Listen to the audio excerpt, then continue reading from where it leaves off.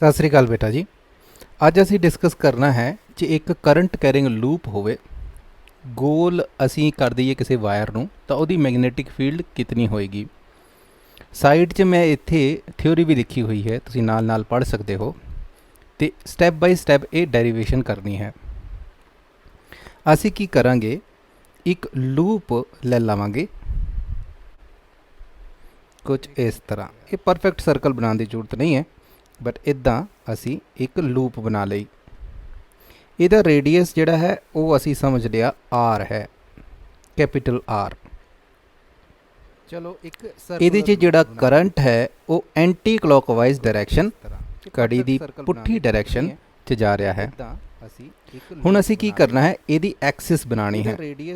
Axis दा मतलब हुंदा है बेटा कि जिहड़ा सेंटर है, जिवें ये सेंटर है इत्थे, इत्थों एक सीधी लाइन कढ़ दिंदे हां। करंट है वो इत्थे कोई पॉइंट इस एक्सिस ते सानू दिता गया है, पॉइंट पी च जा रहा है। इत्थे सानू पूछा जा रहा है कि ये पूरी लूप जिहड़ी करंट दी है मैग्नेटिक फील्ड कितनी बनाएगी। जिवें ये सेंटर है इत्थे, इत्थों एक सीधी लाइन। हुण असी यूज करांगे इत्थे बायो-सवार लॉ,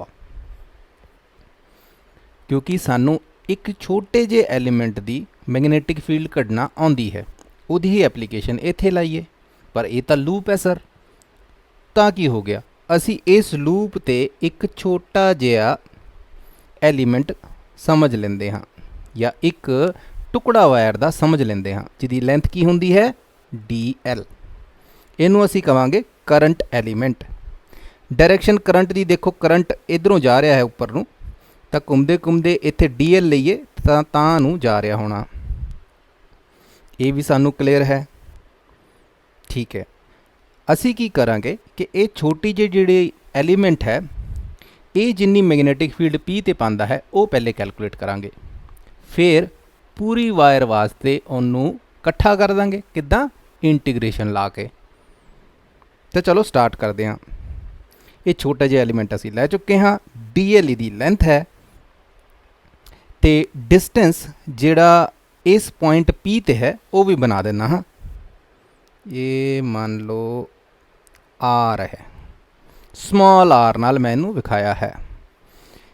जिहड़ा पॉइंट P है वो सेंटर तो अगर देखिए, ये सेंटर दा वो पॉइंट है, तो इहदे विच जिहड़ा डिस्टेंस है वो x है, ये भी सानू पता है, ठीक है। तो R भी पता लग गया, distance between the element and जिथे सानू मैग्नेटिक फील्ड पूछी गई है।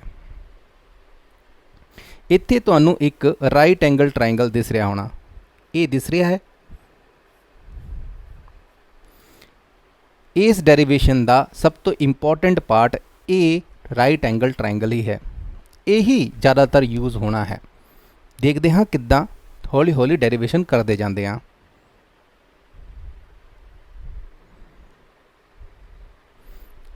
इस एलीमेंट ते असी बायो-सवार लॉ लाइए तां वो निकल जाएगा DB is equal to mu naught divided by 4 pi into IDL sine theta divided by R square.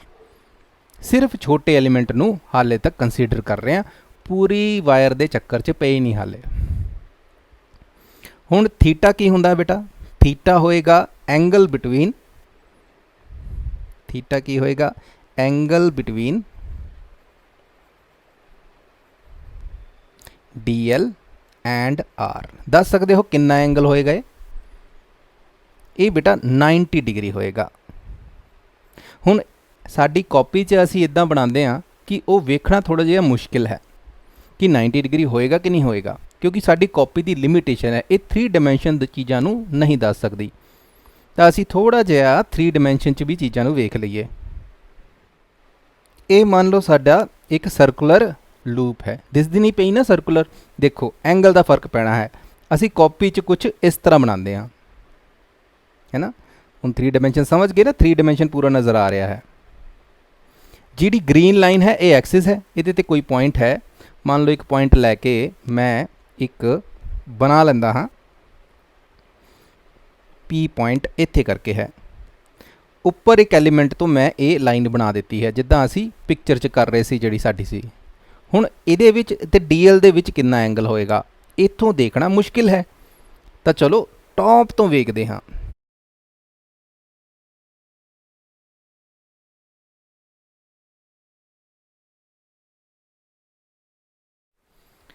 ਤਾਂ ਜੇ 3 ਡਾਇਮੈਂਸ਼ਨ 'ਚ ਵੇਖੀਏ ਤਾਂ ਅਸੀਂ ਵੇਖ ਸਕਦੇ ਹਾਂ, ਮੰਨ ਲਓ ਇਹ ਐਲੀਮੈਂਟ ਹੈ, ਇੱਥੇ ਇਹ ਵੈਕਟਰ ਮੈਂ ਬਣਾ ਰਿਹਾ ਹਾਂ, ਇਹ ਡੀ ਐਲ ਵੈਕਟਰ ਹੋ ਗਿਆ, ਛੋਟਾ ਜਿਹਾ ਐਲੀਮੈਂਟ ਹੈ ਜਿਹਦਾ ਵੈਕਟਰ ਬਣਾਇਆ।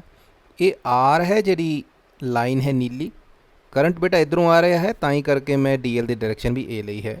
ਦੇਖੋ ਜਦੋਂ ਅਸੀਂ ਟੌਪ 'ਚ ਵੇਖਾਂਗੇ ਤਾਂ ਸਾਨੂੰ ਜਿਹੜਾ ਥੀਟਾ ਹੈ, ਜਿਹੜਾ ਹੁੰਦਾ ਹੈ angle between D L and R, 90 degree ਦਿਸੇਗਾ। ਸਾਡੇ ਡਾਇਗਰਾਮ 'ਚ ਦੇਖੋ ਐਂਗਲ ਦਿਸਦਾ ਨਹੀਂ 90 ਡਿਗਰੀ, ਕਿਉਂਕਿ ਅਸੀਂ 3 ਡਾਇਮੈਂਸ਼ਨ ਦੱਸ ਨਹੀਂ ਸਕਦੇ। ਬਟ ਭਲੇਖਾ ਨਹੀਂ ਖਾਣਾ ਹੈ, ਡਾਇਗਰਾਮ ਸਾਡੀ ਕਾਪੀ ਦੀ ਕੁਝ ਲਿਮਿਟ ਹੈ, ਉਹ ਥੋੜੀ ਚੀਜ਼ਾਂ ਨਹੀਂ ਦੱਸ ਸਕਦੀ, 3 ਡਾਇਮੈਂਸ਼ਨ ਚੀਜ਼ਾਂ ਨਹੀਂ ਦੱਸ ਸਕਦੀ। ਬਟ ਇੱਥੇ ਸਾਨੂੰ ਅੰਦਾਜ਼ਾ ਹੋ ਗਿਆ ਕਿ 90 ਡਿਗਰੀ ਇਹ ਐਂਗਲ ਹੋਏਗਾ।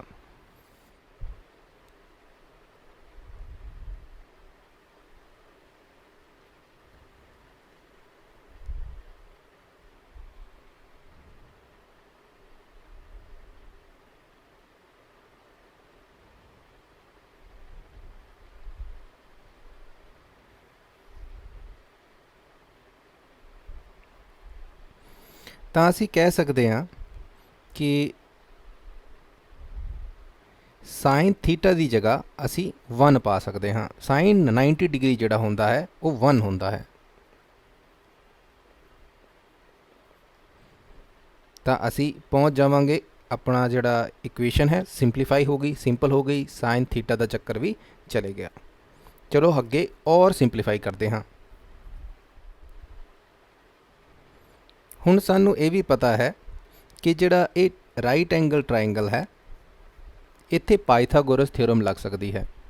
ਅਸੀਂ ਆਰ ਨੂੰ ਵੀ ਕੈਪੀਟਲ ਆਰ ਤੇ ਐਕਸ ਦੀ ਟਰਮਸ 'ਚ ਲਿਖ ਸਕਦੇ ਹਾਂ। ਕੀ ਹੋਏਗਾ ਇੱਥੇ? ਇੱਥੇ ਹੋ ਜਾਏਗਾ R square is equal to capital R square plus X square. ਤਾਂ ਹੁਣ ਸਾਡਾ ਫਾਰਮੂਲਾ ਕੀ ਹੋ ਗਿਆ ਹੈ?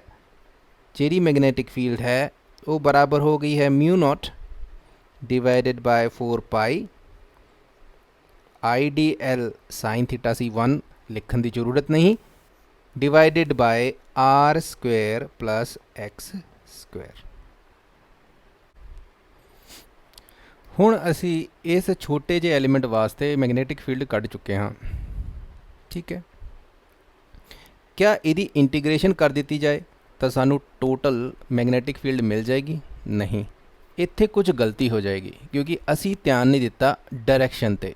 ਥੋੜਾ ਇਹਦੀ ਡਾਇਰੈਕਸ਼ਨ ਦੇਖ ਲਈਏ। ਜਿਹੜੀ ਮੈਗਨੈਟਿਕ ਫੀਲਡ ਦੀ ਡਾਇਰੈਕਸ਼ਨ ਆਏਗੀ ਉਹ ਕੁਝ ਇਸ ਤਰ੍ਹਾਂ ਆਏਗੀ। ਇਹ ਕਿੱਦਾਂ ਕੱਢਦੇ ਹਾਂ?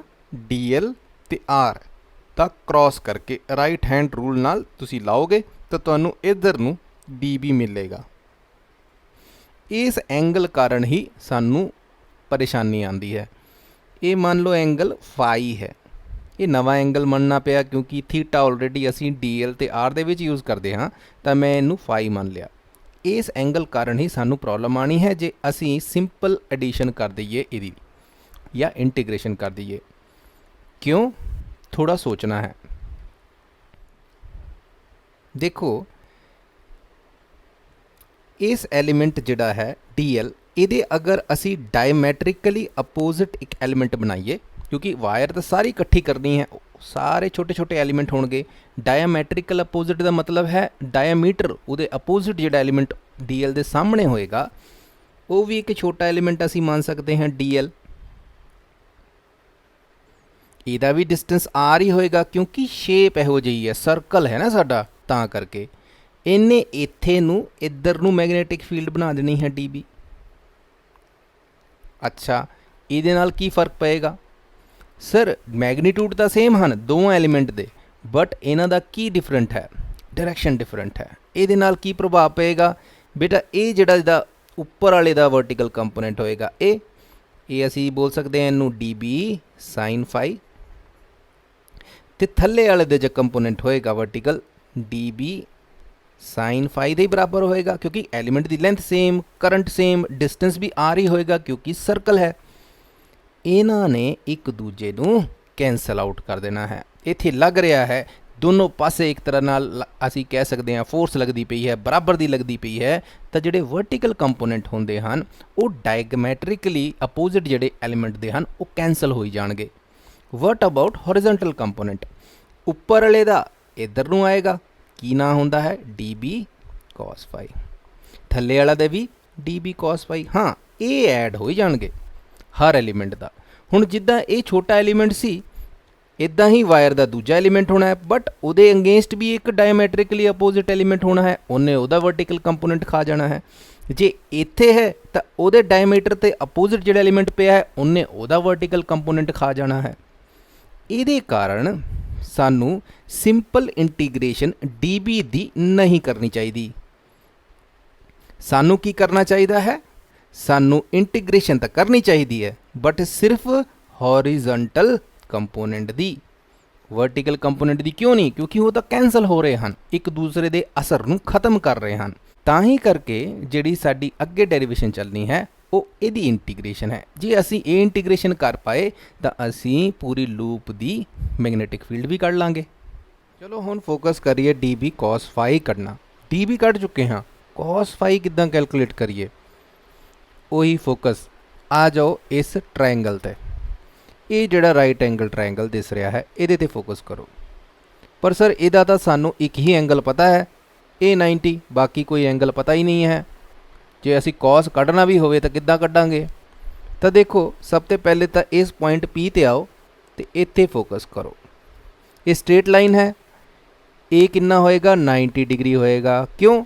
ਅਸੀਂ ਮੈਗਨੈਟਿਕ ਫੀਲਡ ਜਦੋਂ ਕੱਢੀ ਸੀ ਉਹ R ਤੇ ਵੀ 90 ਡਿਗਰੀ ਹੋਏਗੀ ਤੇ DL ਤੇ ਵੀ 90 ਡਿਗਰੀ ਹੋਏਗੀ, ਉਹਦਾ ਕ੍ਰਾਸ ਕਰਕੇ ਰਾਈਟ ਹੈਂਡ ਕਰਕੇ ਹੀ ਤਾਂ ਕੱਢੀ ਸੀ, ਤਾਂ ਇਹ ਵੀ 90 ਡਿਗਰੀ ਹੈ। ਇਹ ਐਂਗਲ ਸਾਨੂੰ ਪਤਾ ਨਹੀਂ, ਮੰਨ ਲਓ ਇਹਦਾ ਨਾਂ ਦੇ ਦਿੰਦਾ ਮੈਂ ਅਲਫਾ।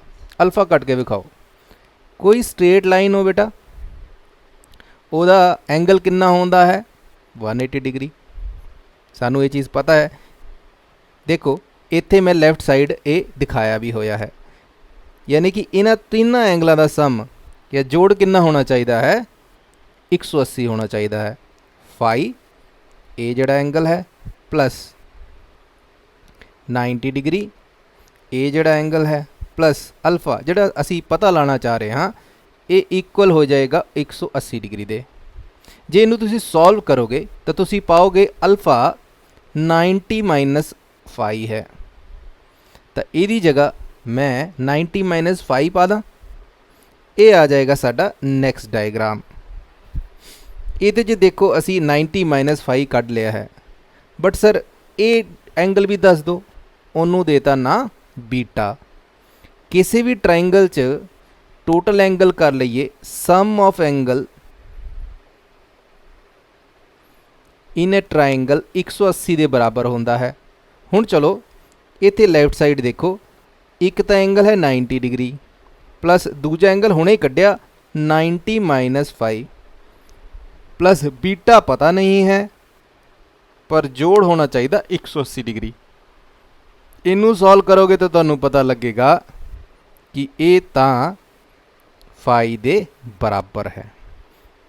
ਇਹ ਦੇਖੋ, ਇੰਨੀ ਜਿਹੜੀ ਅਸੀਂ ਪ੍ਰੈਕਟਿਸ ਕੀਤੀ ਐਂਗਲ ਉਂਗਲ ਚੇਂਜ ਕੀਤੇ, ਉਹ ਇਹ ਪ੍ਰੂਫ ਕਰਨ ਵਾਸਤੇ ਕਿ ਇਹ ਜਿਹੜਾ ਐਂਗਲ ਹੈ ਇਹ ਫਾਈ ਦੇ ਇਕੁਅਲ ਹੋਏਗਾ। ਠੀਕ ਹੈ, ਇੱਦਾਂ ਕਰਕੇ ਅਸੀਂ ਆਪਣੀ ਪ੍ਰੋਬਲਮ ਸੋਲਵ ਕਰ ਸਕਦੇ ਹਾਂ। ਕਿਉਂ? ਹੁਣ ਸਰ ਇੱਥੇ ਜ਼ਰਾ ਜ਼ੋਰ ਪਾਓ, ਇਹ cos 5 ਇਸ ਟਰਾਇੰਗਲ ਤੇ ਕੱਢਣਾ ਹੋਵੇ ਤਾਂ ਕੱਢ ਸਕਦੇ ਹੋ, ਥੋੜਾ ਬਸ ਇਸ ਫਿਗਰ ਨੂੰ ਧਿਆਨ ਦਿਓ।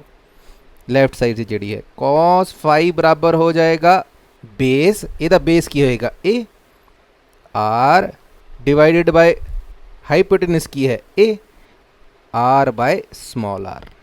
स्मॉल आर असी पहले ही कढ़ चुके हैं, की है बेटा आर जिहड़ा है सानू पता है पाइथागोरस थ्योरम लगा के असी ये चीज़ कढ़ चुके हैं। तो आर कला कढ़ना होए तो इनू अंडर रूट कर देंगे, या की लिख सकते हैं R square plus X square दी पावर 1/2। तो असी कह सकते हैं cos 5 किदे बराबर आ जाएगा r divided by R square plus X square दी पावर 1/2। तो cos 5 का भी हल निकल गया। ਉਹ ਵੀ ਸਾਨੂੰ ਟਰਮਸ 'ਚ ਮਿਲ ਗਿਆ ਆਰ ਤੇ ਐਕਸ ਦੀ ਚੀਜ਼ ਕੱਢ ਸਕਦੇ ਸੀ, ਸਭ ਕੁਝ ਕੱਢ ਲਿਆ ਹੈ। ਹੁਣ ਸਿਰਫ ਇੰਟੀਗ੍ਰੇਸ਼ਨ ਕਰਨਾ ਰਹਿ ਗਿਆ ਹੈ। ਤਾਂ ਦੇਖੋ ਟੋਟਲ ਮੈਗਨੈਟਿਕ ਫੀਲਡ ਬਾय ਦ ਲੂਪ ਕਿੰਨੀ ਹੋ ਜਾਏਗੀ, डी बी cos फाई भी ਕੱਢ ਚੁੱਕੇ ਹਾਂ ਇੱਥੇ ਰੱਖਤਾ, डी बी ਵੀ ਕੱਢ ਚੁੱਕੇ ਹਾਂ ਇੱਥੇ ਰੱਖਤਾ। ਹੁਣ ਡਿਨੋਮੀਨੇਟਰ ਦੇਖੋ ਤਾਂ ਇਹ ਦੋਨੋਂ ਚੀਜ਼ਾਂ ਮਲਟੀਪਲਾਈ ਹੋਣਗੀਆਂ, ਇਹਨਾਂ ਨੂੰ ਮਲਟੀਪਲਾਈ ਕਰੋਗੇ ਤਾਂ ਇਹ ਆਂਸਰ ਆ ਜਾਏਗਾ r² + s² 3/2 ਕਿਉਂਕਿ ਜਦੋਂ ਸੇਮ ਚੀਜ਼ ਮਲਟੀਪਲਾਈ ਹੁੰਦੀ ਹੈ ਤਾਂ ਉਹਨਾਂ ਦੀ ਪਾਵਰ ਕੀ ਹੋ ਜਾਏਗੀ, ਐਡ ਹੋ ਜਾਏਗੀ। ਇੱਥੇ ਹੋ ਜਾਏਗਾ ਇਹਦੀ ਪਾਵਰ 1 + 1/2 ਤਾਂ ਆਂਸਰ ਆ ਜਾਏਗਾ 3/2। ਠੀਕ ਹੈ, ਅੱਗੇ ਜਾਵਾਂਗੇ। ਹੁਣ ਅਸੀਂ ਕੀ ਕਰਨਾ ਹੈ, ਸਾਨੂੰ ਪਤਾ ਹੈ ਇੰਟੀਗ੍ਰੇਸ਼ਨ ਕਰਨੀ ਹੋਵੇ ਤਾਂ ਜਿਹੜੀ ਕੌਂਸਟੈਂਟ ਚੀਜ਼ ਹੋਏ, ਫਿਕਸ ਹੋਵੇ, ਉਹ ਚੀਜ਼ ਇੰਟੀਗ੍ਰੇਸ਼ਨ ਤੋਂ ਬਾਹਰ ਆ ਸਕਦੀ ਹੈ। ਤਾਂ ਇੱਥੇ ਦੇਖੋ ਕਿਹੜੀ ਚੀਜ਼ ਜਿਹੜੀ ਹੈ ਉਹ ਕੌਂਸਟੈਂਟ ਹੈ ਜਾਂ ਜਿਹਦਾ ਫਿਕਸ ਹੈ। ਇਹ भी ਕੌਂਸਟੈਂਟ ਹੈ। आई क्या करंट फिक्स है 2 एम्पेयर ਦਾ ਛੱਡਿਆ 3 एम्पेयर ਦਾ ਚੇਂਜ ਨਹੀਂ ਕਰਦੇ ਪਏ ਹਾਂ। आर ਜਿਹੜਾ ਲੂਪ ਦਾ ਰੇਡੀਅਸ ਹੈ ਇਹ ਵੀ ਕੌਂਸਟੈਂਟ ਹੈ ਤੇ ਥੱਲੇ ਨਾ x ਚੇਂਜ ਹੋਣਾ ਹੈ ਨਾ r ਚੇਂਜ ਹੋਣਾ ਹੈ, ਫਿਕਸ ਵੈਲਿਊ ਹਨ। ਤਾਂ ਕੱਲੀ ਚੀਜ਼ ਕਿਹੜੀ ਰਹਿ ਗਈ ਹੈ, ਇਹ ਵਿਚਕਾਰ ਜਿਹੜੀ ਪਈ ਹੈ dl। ਠੀਕ ਹੈ, ਤਾਂ ਬਾਕੀ ਸਾਰੀਆਂ ਚੀਜ਼ਾਂ ਨੂੰ ਇੱਥੇ ਮੈਂ ਦੇਖੋ ਥੱਲੇ ਦਿਖਾਇਆ ਹੋਇਆ ਹੈ, ਪੀਲੇ ਕਲਰ ਦੀ ਸਾਰੀਆਂ ਚੀਜ਼ਾਂ ਫਿਕਸ ਹਨ, ਇਹਨਾਂ ਦੀ ਇੱਕ ਫਿਕਸ ਵੈਲਿਊ ਹੈ ਤਾਂ ਇਹਨਾਂ ਦੀ ਇੰਟੀਗ੍ਰੇਸ਼ਨ ਨਹੀਂ ਹੋਣੀ, ਇਹ ਬਾਹਰ ਆ ਜਾਣਗੀਆਂ। ਇਹਨਾਂ ਨੂੰ ਅਸੀਂ ਬਾਹਰ ਕੱਢ ਦੇਣਾ ਹੈ ਇੰਟੀਗ੍ਰੇਸ਼ਨ ਤੋਂ, ਤਾਂ ਇੰਟੀਗ੍ਰੇਸ਼ਨ 'ਚ ਕੀ ਰਹਿ ਜਾਏਗਾ, ਸਿਰਫ dl ਰਹਿ ਜਾਏਗਾ।